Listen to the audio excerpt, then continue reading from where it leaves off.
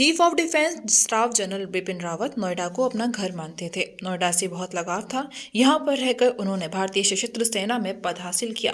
Chief of defence staff general Bipin Rawat के असामयिक निधन से देश को जहां गहरा आघात लगा है, वहीं सेक्टर 37 की अरुण विहार निवासियों में शोक की लहर है।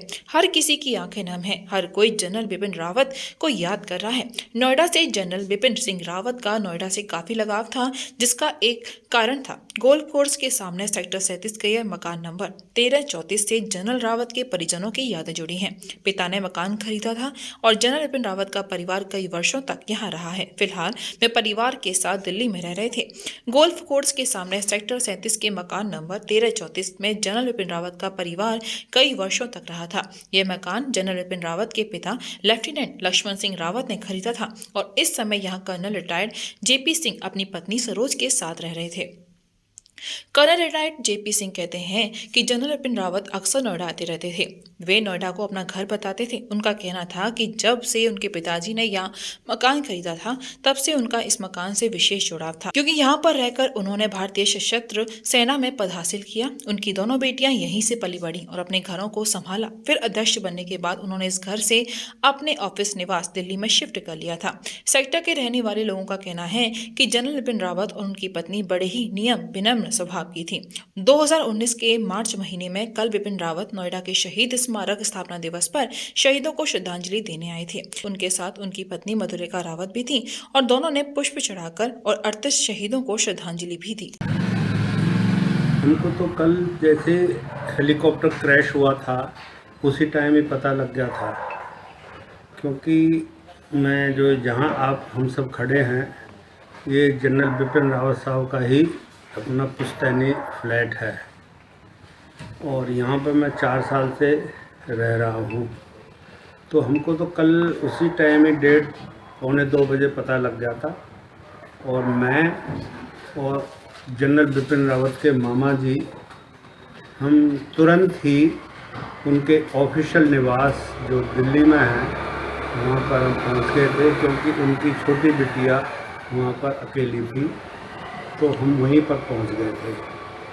इस आकस्मिक निधन से जनरल बिपिन रावत का निधन और उनकी वाइफ का निधन एक बहुत ही दर्दनाक दुखदायी घटना है।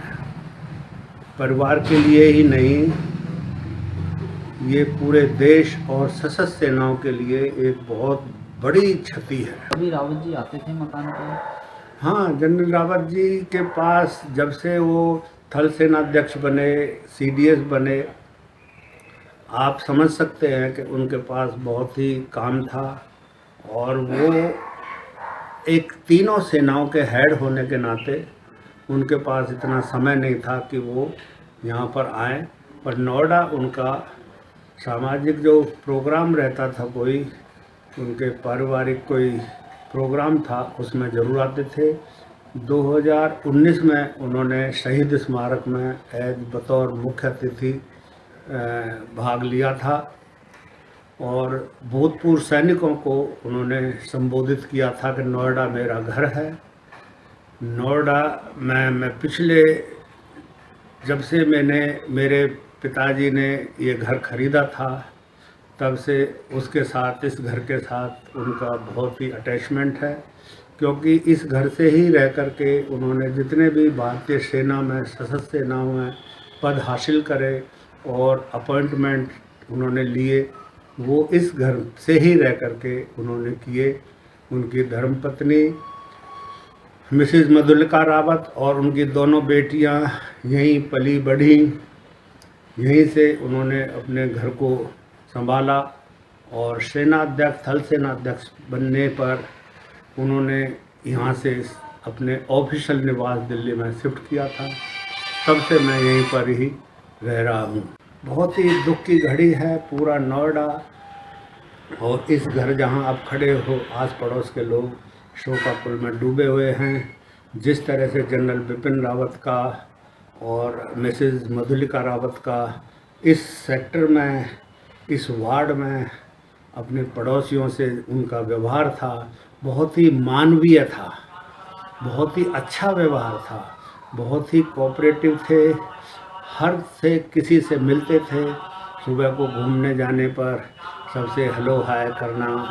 मिसेस मधुलिका रावत जो यहाँ की दूसरे सैनिकों की परिवार रहते हैं उनकी मदद करना, सामाजिक कार्यकर्ता थीं, सोशल सर्विस करती थीं, उनका भी बहुत ही अच्छा जो है अपने आसपास पड़ोसियों के परिवारों से बहुत ही अच्छा व्यवहार था। उनके मानवीय अधिकार के लिए सभी पूरा वार्ड इस क्षति के लिए जो है बहुत ही ज़्यादा चिंतित। 25 वर्षों से आपकी सेवा में अशोक इन्वर्टर अपनी बेहतर सर्विस और उच्च क्वालिटी की बैटरी के लिए प्रसिद्ध अशोक इन्वर्टर, मसानी रोड, मथुरा।